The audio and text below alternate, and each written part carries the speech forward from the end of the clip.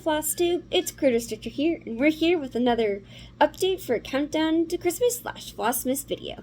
So, today is December 19th, however, we are currently filming day 18 today. As yesterday I had work, and then after work, I went to the Bright Lights, which is a drive-through light display in Forest Park, which is actually also in the same park that the zoo is located that I work at. So I went with a couple of friends from college, and we had a great time. We saw some pretty lights. I'll put some pictures of that here.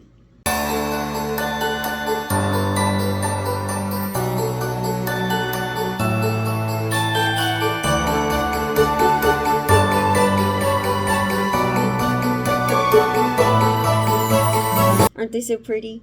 And then after we went out for dinner, so I got home pretty late, and it was too late to film a FlossTube video. So I decided I just was going to film it today. But we're still going to have the same features you love and enjoy. So, since I got home really late, I didn't do any stitching yesterday, and that's okay, as it happens. But we are just going to move on to our advents anyways. So, first we have the Mickey and Minnie advent calendar from Williams Somoma, given to me by my brother. And yesterday's treat was the foil caramels. So yes, that was yesterday's treat.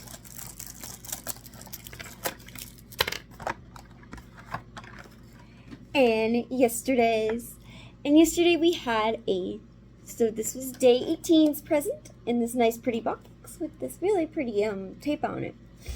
And inside, we have a hot cocoa bomb. Here, let's see if you can see. Yeah, there you go. So yeah, so this goes with the mug that we got on the 17th. So you just pour it in. So let's read what the description says about it. So, hot cocoa bomb, chocolates by Denise. We have the perfect first drink for your new mug. Melt the chocolate shell by pouring warm milk over it and stir. So that's the hot chocolate cocoa bomb, and I'm very excited to try it, and I might try it tomorrow. Alrighty, so that's that. And then the gift given to me by my husband for my personal advent calendar from him is this amazing shirt. It says, I live in my own reality, and it's a mermaid riding a unicorn. I don't know how else we can get this to be more me, other than slapping a penguin on there somewhere. Yeah. I'm a big mermaid and unicorn fan, and I actually did show Dan this shirt, and I kind of mentioned that. I was like, I really like this, by the way, and I've been eyeing it for a long time, actually, so I'm like really happy that he got it for me, and now I don't have to buy it myself. So yes, good choice, Dan. I really enjoy that shirt. So yeah, so those are all of our advents for the day. That means it is time for today's Christmas / winter animal of the day. And today's animal is going to be the sheep. So everyone knows what a sheep looks like, but I'm still going to insert a picture of one here. They're so cute. I love sheep. They're just so fluffy. Alrighty, so the lifespan of a sheep is going to be about 10 to 12 years in the wild, but under human care, they can live up to be 20 years. So the weight of the sheep is going to range very much because there's so many different species and breeds of sheep. So the weight range is from 80 pounds all the way up to 400 pounds. So yeah, big range. Yeah, so there's about 1,000 plus sheep breeds worldwide, and 60 species of sheep can be found in the U.S. So the range of wild sheep, so you can find wild sheep in the Middle East, Asia, Central Europe, and even in North America. So in North America, there are 2 wild sheep. We have the Dall's sheep, which you're going to find in Alaska, and then we have the bighorn sheep, which you're going to find in the Rocky Mountains. Actually, a couple of years ago, I did an internship up at the Alaska Sea Life Center, and I have seen wild Dall sheep, so that was pretty cool. If I can find a picture, I will insert it here. Alright, so the habitat of these sheep is they are actually are going to be found in mountainous areas with some grass. So I'm primarily going to talk about the Ural, which is what the breed that, this is the species of sheep that sheep were domesticated from.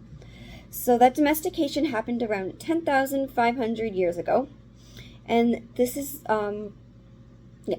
So these sheep are going to be found from the Paro Mountains, which is in Central Asia and Pakistan, to the Himalayas, to the Hindu Kush Mountains of the Middle East. And they're going to prefer grasslands with wide open woodland with gentle slopes, but they can also be found in cold areas with little vegetation. So what these wild sheep and plus domestic sheep too are also going to eat. So they're mostly going to eat wild grass, shrubs, and grains.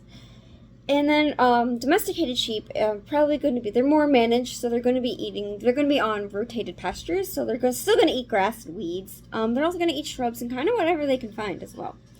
And then a lot of times sheep also are going to be living in corrals, so in that case the sheep will probably get hay and grain, such as at the zoo. So our zoo is open seasonally, and we have sheep as well. So in the summer, and when the zoo is open during the season, so from like April to the end of October, is there actually visitors can buy grain cones, which are just ice cream cones filled with grain. So those visitors actually kind of help us feed our sheep during the open season. But then in the winter, we'll provide them with grain as well, just because this helps keep them stay warm, because they're going to burn more energy in the winter to stay warm. So that's a bit about the diets. And let's talk about what so Christmas. So sheep are like the one of the most known animals for Christmas. And that's just because this is just due to the religious reason and the religious reason for the holiday, which is also, so there's really a lot about Christianity and how sheep are related. But basically the long story short is that the sheep are seen as a metaphor for Jesus. So sheep are traditionally found in the manger where Jesus was born, and they're also going to be seen in those nativity scenes as well. So that's all I have for you for now. Thank you everybody for watching, and be sure to tune in next time for another Flossmas / Countdown to Christmas video. Bye everybody, thanks for watching.